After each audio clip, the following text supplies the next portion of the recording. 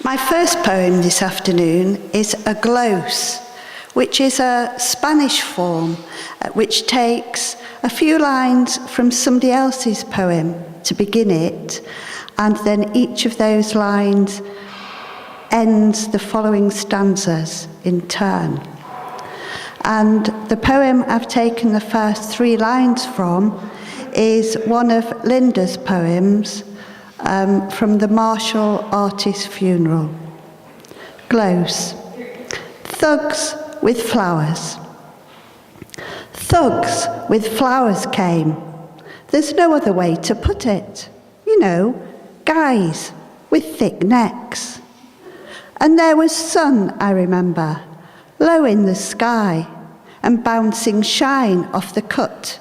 Then thud, thud, thud creeping up on us, and a man in mirrored shades handling a tiller, hate tattooed on the back of his head.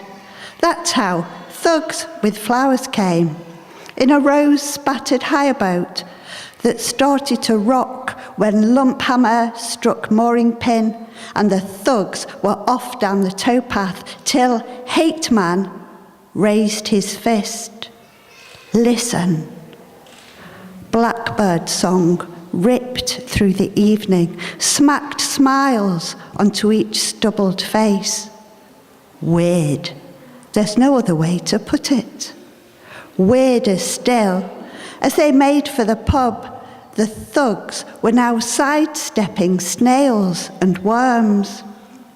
We followed them in, watched them weigh up their rivals, dominoes fast in each fist.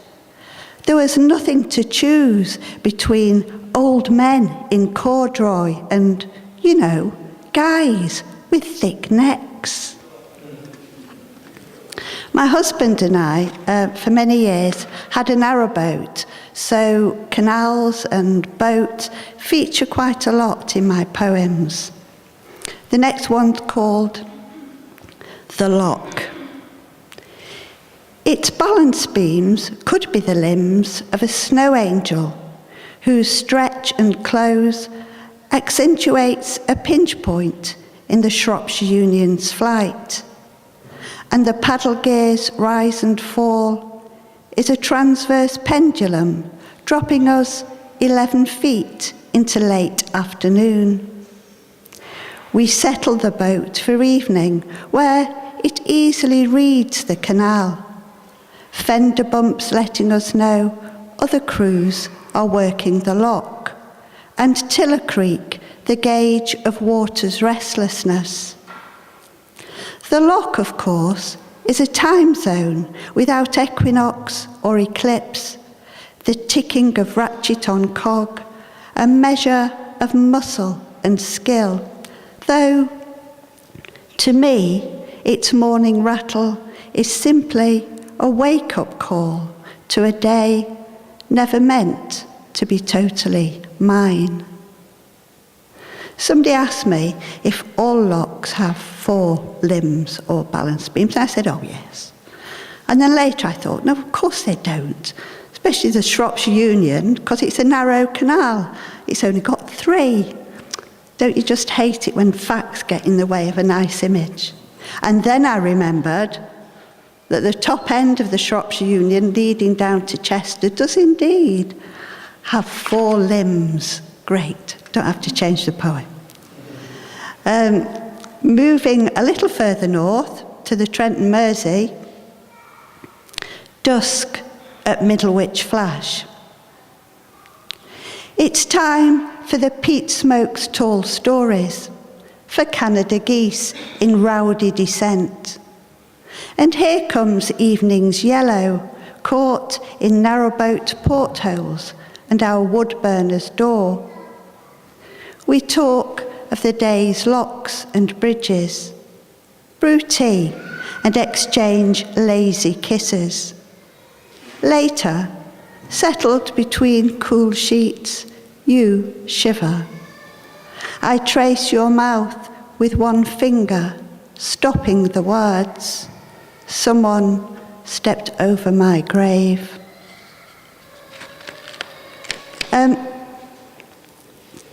When I moved from Warrington to North Wales, I left behind the house where my husband and I had lived for 33 years, which was on the banks of the Manchester Ship Canal, almost.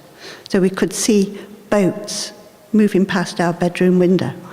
And I moved after my husband had died, and one of the difficult things to come to terms with after you lose somebody very close is the fact that life continues to be enjoyable. So those two things come together in my next poem. Excuse me 1 minute.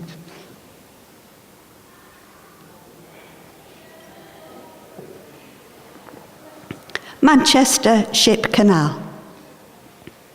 Mostly, it lowers rivers to the sea in the steady intimacy of a long marriage, water joined to a sandstone channel, and tumbling now and then through the compromise of locks before settling back into bedrock.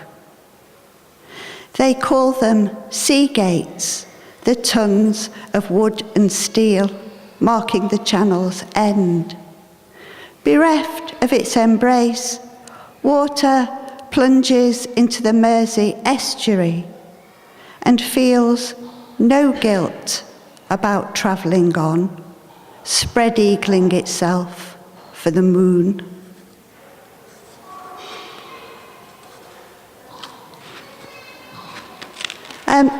Of course, my outlook in North Wales is totally different from the outlook from our windows in Warrington. Now I look at sheep and cows and mountain and a beautiful, beautiful oak tree. Because tree bones. Because tree bones shape the song thrush's life, he's confident in oak geometry, hopping through angles to sit full square on a circumference perfect for telling his song. In the nearby chapel, silence is accustomed to such small breakages. His "did he do it" flits under loose ridge tiles and ebbs among rafters where paint peels slowly and prayers are given no voice. From my back windows, I can see the place where the happenings in my next poem took place. Well, I could see them if the sand and gravel men hadn't come and taken that place away, but I can see the space where it happened. And this was I was about 7 or 8, I think, and it was the first time I felt a connectedness with land and something beyond land. Alpha. In that moment, when a harebell rang its blue above the hissing, bowing grass, energy strings thrummed vibrato, tuned me in to firmament and waters, earth and seas. I fizzed with light, understood the harebell's translucence, symmetry in its fine-ribbed head.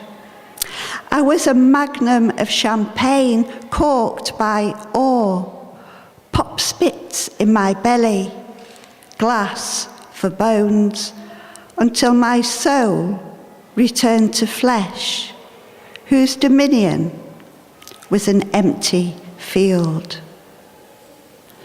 My garden is full of a wonderful plant. It's ubiquitous and deserves a poem, I think. 2, grass.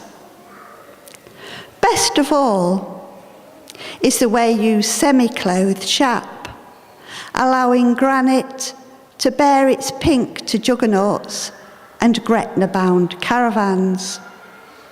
Further south, Cheshire towpaths carry you past Meadowsweet and Blackthorn until you arrive in qual-casted cities. And here, where Offa translated you into earthworks, you convert old quarries into skylark fields. At Land's End, a rejected lover traps you between his thumbs, then you and he whistle to the seals. Strangely enough, when I was timing these poems at home, at this point I'd got to 14 minutes. My stopwatch here tells me I've done 11. So now I'm in a quandary. Do I slip another one in, or do I end? I'll slip another one in. Okay. We move from canals to trains. Almost at Manchester. Missed connection.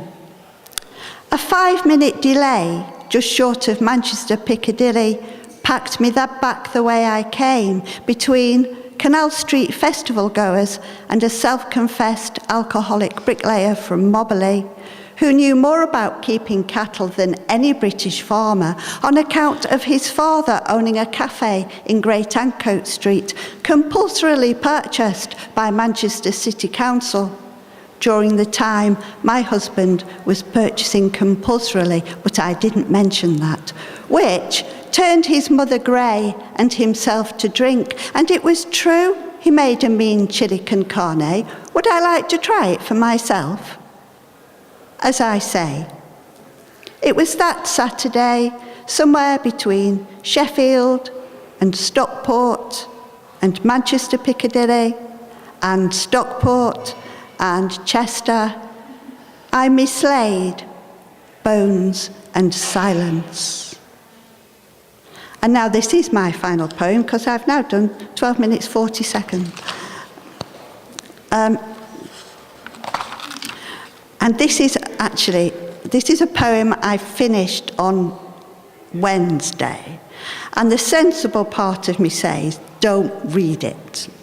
You'll regret it. Don't read it. And the rash part of myself says, oh, just do it.